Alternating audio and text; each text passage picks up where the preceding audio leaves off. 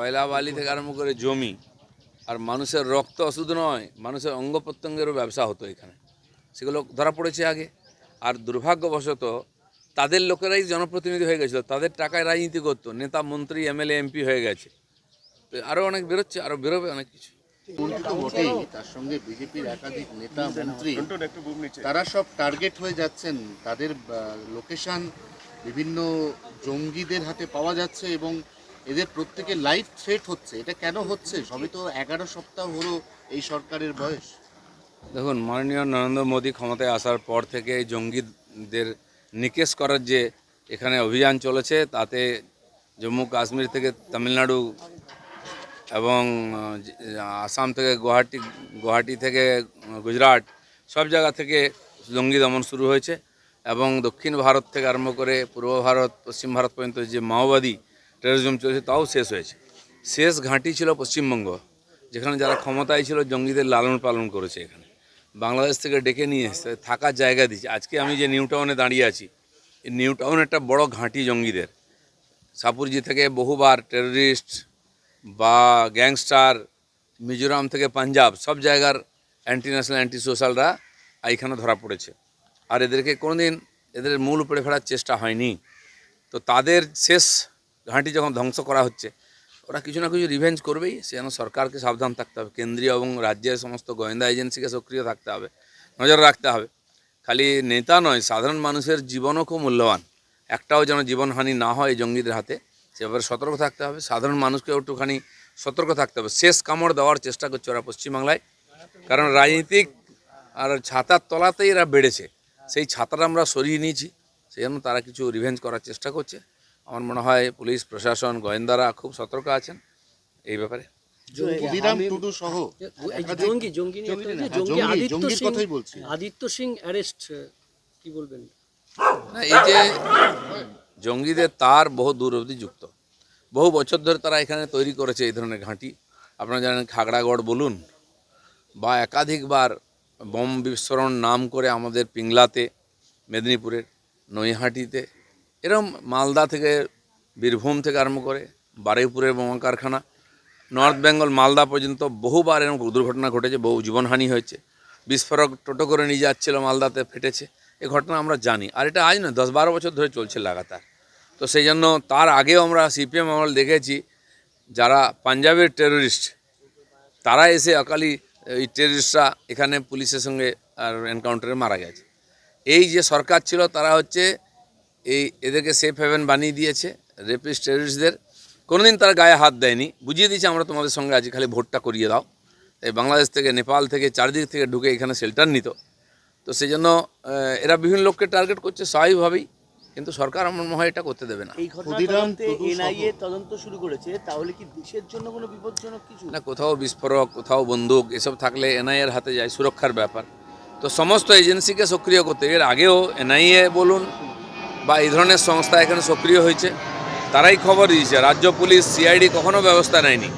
Gangster ধরা পড়েছে, মিজোরামের টেররিস্ট ধরা পড়েছে, কেন্দ্রীয় সংস্থাগুলো, গুজরাট পুলিশ এসে এখান থেকে তুলে নিয়ে গেছে, মেরে নিয়ে গেছে, মহারাষ্ট্র পুলিশ এসেছে। এখানকার পুলিশ কখনো সহায়তা করেনি, এদেরকে জানায়নি, কারণ জানালে এরা তাদেরকে লুকিয়ে রাখবে। এই জন্য এরা বলেছে আমাদের এখানে ঢুকে চলে যাচ্ছে, আমরা বুঝতে পারছি না। টেররিস্ট এলেও বুঝতে পারতো না, অন্য রাজ্যের পুলিশ এলেও বুঝতে পারতো না, এরকম প্রশাসন ছিল।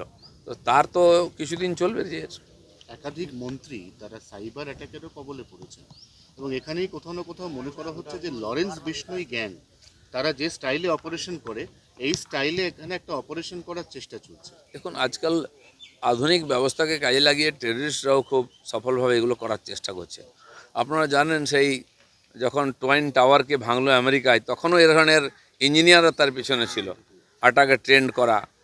বা আমাদের মুম্বাই অ্যাটাকের যে টেররিস্ট এসে, সে তো অশিক্ষিত বস্তির ছিল, কিন্তু তাদের চালাবার লোক, স্যাটেলাইট ফোনে তাদেরকে নির্দেশ দেওয়া হতো। তো এগুলো আধুনিক ব্যবস্থা নিয়ে কাজ করছে ওরা। তো পুলিশকেও আধুনিক হয়ে তার কাউন্টার করার চেষ্টা করতে হবে।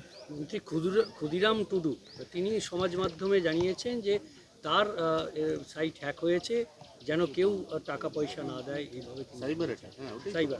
আমি বলছি তো, হতে পারে, এগুলো সব কিছুই সম্ভব। আগে থেকেও চলতো, লোকে বললে কেউ কমপ্লেন নিত না, সাধারণ মানুষ ভুগেছে, এখন সামনে আসছে। সেই জন্য সব ব্যাপারে চোষদুরুস হতে হবে, সময় লাগছে। সমস্ত ব্যবস্থা ভেঙে পড়েছিল।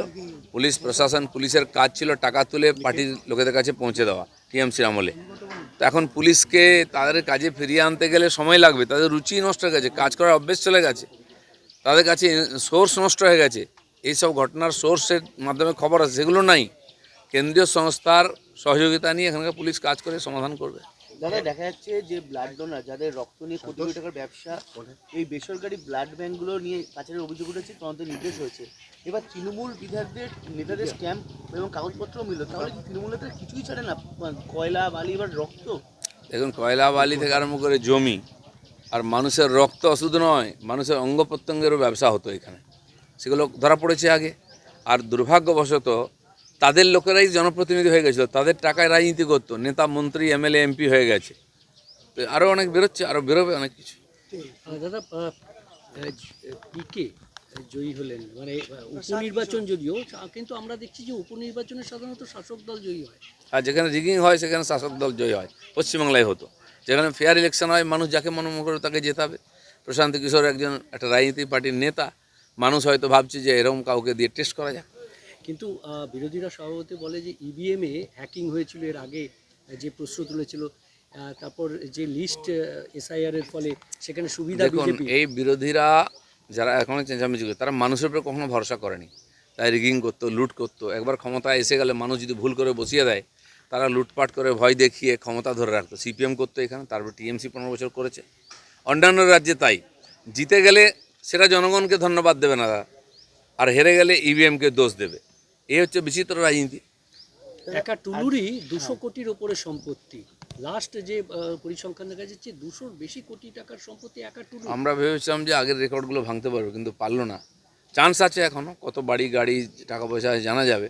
550 কোটি 350 কোটি রেকর্ড এখনও টিএমসির নেতাদের আছে। টুলুমণ্ডল কতদূর যায় আমরা দেখছি। দেখো, গাছের ডায়েরিও উদ্ধার হয়েছে, যার মধ্যে প্রশাসন এবং পুলিশের কাছে কি দিত টাকা পয়সা, কি দিত নিজেরা, সবকিছু সেই ডায়েরিতে উল্লেখ অনুব্রত রয়েছে। প্যাটার্ন যেটা ভালোই হতো, ডায়েরি পাওয়া গেছে, সব তথ্য পাওয়া যাবে। আরও ডায়েরি আছে, হয়তো খোঁজা উচিত। লাস্ট চলো। একটা বলছি, আজকে কাকলি শিবিরদের সঙ্গে বৈঠক মুখ্যমন্ত্রী, এনসিপিআই এর ভবিষ্যৎ কি আদৌ স্থির হবে? কারণ আজকে মুখ্যমন্ত্রী সঙ্গে যার ভূত নাই তার আবার ভবিষ্যৎ কি? এইসব বৈঠক মিটিং রাজনীতি চলতেই থাকে, রেজাল্ট দেখুন কি হয়। না, মুখ্যমন্ত্রী নিয়ে যাচ্ছেন মানে তো কিছু একটা গুরুত্ব উনি দিচ্ছেন, নাহলে উনি দিল্লি উড়ে যাবেনই। না, দেখুন, এইগুলো রোজ পাল্টাবে, কে কার সঙ্গে আছে কার সঙ্গে নাই। কিছু লোক আমাদের এখানে যেন খুব বড় অফিসার, তিনি রাজ্যসভায় গিয়েছিলেন, তার নাম শোনা যাচ্ছে, উনি কোথায় আছেন? এরকম আরও কিছু নেতা চুপ করে আছেন, তদন্ত কমিটি ঘোষণা করা উচিত। আমাদের বাউল সুপ্রিয় কোথায় আছেন? বিখ্যাত লোকের, একসময় এরা খালি সামনে আসতো। এদেরও মতামত আবার নিন তো, ওনারা কী ভাবছেন। এই গ্রামে তো দেওয়াল লিখন শুরু হয়ে গেছে।